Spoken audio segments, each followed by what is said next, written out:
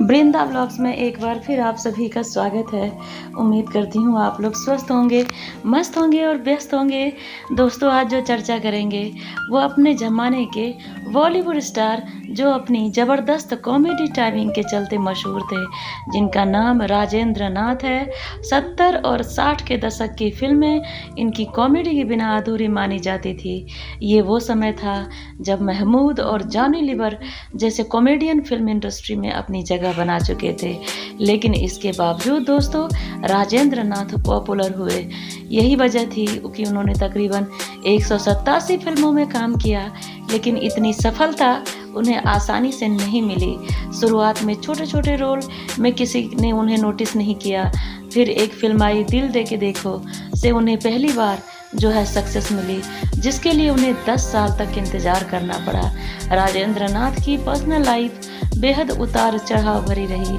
कभी बड़े भाई प्रेमनाथ ने घर से निकाल दिया, तो कभी कुछ गलत फैसलों के चलते उन्हें कंगाली में दिन काटने पड़े। बाद में एक्सीडेंट से काम मिलना पूरी तरह बंद हुआ। दोस्तों, राजेंद्र नाथ का जन्म 8 जून 1931 को टीकमगढ़ मध्य प्रदेश में हुआ था।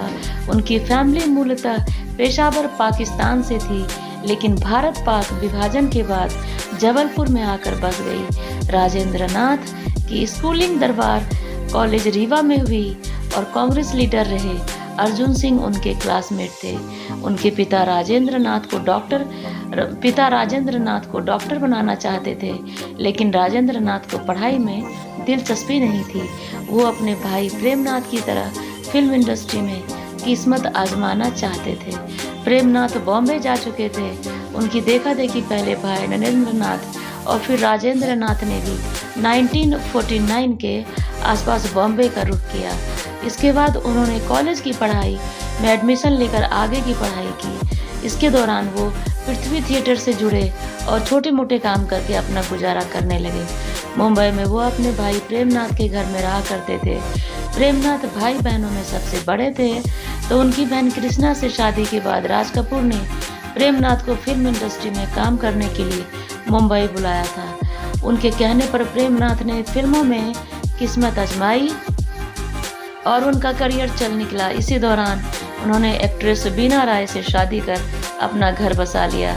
राजेंद्र नाथ फिल्मी थिएटर में होने वाले प्ले में काम करके खुश थे, लेकिन इसी दौरान वो थोड़े लापरवाह हो गए। उनके बड़े भाई प्रेमनाथ को उनकी लापरवाही बिल्कुल पसंद नहीं थी। इसी वजह से एक दिन उनको गुस्सा आया और उन्हें घर से निकाल दिया। अपने घर से निकालकर प्रेमनाथ ने दूसरे घर राजेंद्र नाथ के रहने का खर्चा चलाना उनके लिए मुश्किल हो गया।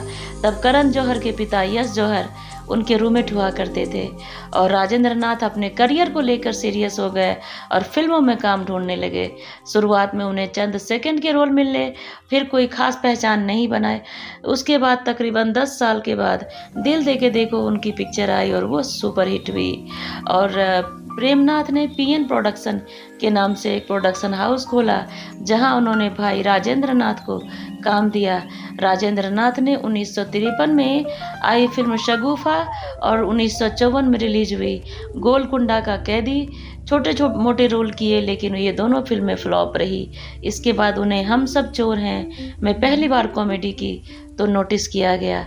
इस तरह से राजेंद्र नाथ जो है 1959 में आई फिल्म दिल दे के देखो से उम्मीद की किरण साबित हुई और वो मशहूर हुए। दोस्तों, इस फिल्म में शम्मी कपूर, आशा पारेख लीड रोल में थे। दिल दे के देखो के बाद राजेंद्र नाथ का करियर चल निकला और 1961 में आई जब प्यार किसी से होता में पोपटलाल का रोल निभाकर राजेंद्र नाथ 60 और 70 के दशक के बेस्ट कॉमेडियंस की लिस्ट में शामिल हुए। 1972 तक वो अपने करियर के पीक पर रहे। इस दौरान उन्हें बड़े डायरेक्टर प्रोड्यूसर के साथ काम करने का मौका मिला।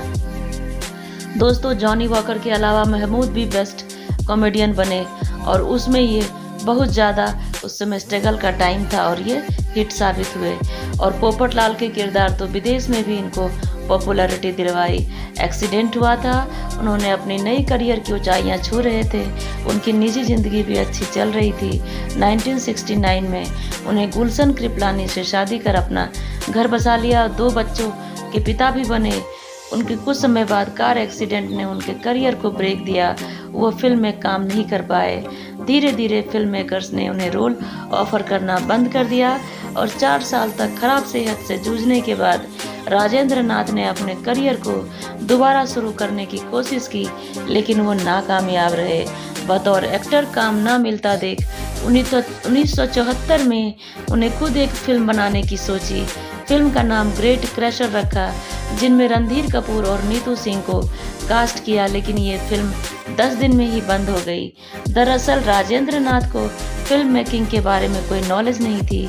उन्हें कास्ट क्रू को मुंह मांगे पैसे दिए और जिससे फिल्म ओवर बजट हो गई और नतीजा ये रहा, फिल्म बंद करनी पड़ी और वो लाखों के कर्ज में डूब गए।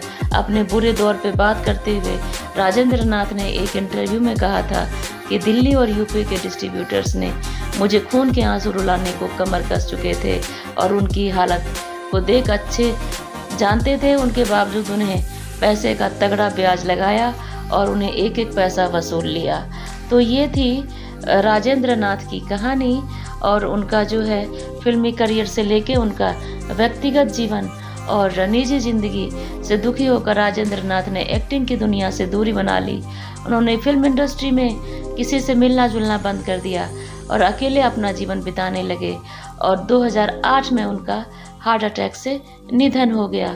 तो दोस्तों, मैंने जो आपको ये जानकारी दी, उम्मीद करती हूँ आप सभी को पसंद आए तो ज़्यादा से ज़्यादा शेयर करें, लाइक करें, सब्सक्राइब करें, कमेंट भी करें। Thank you so much.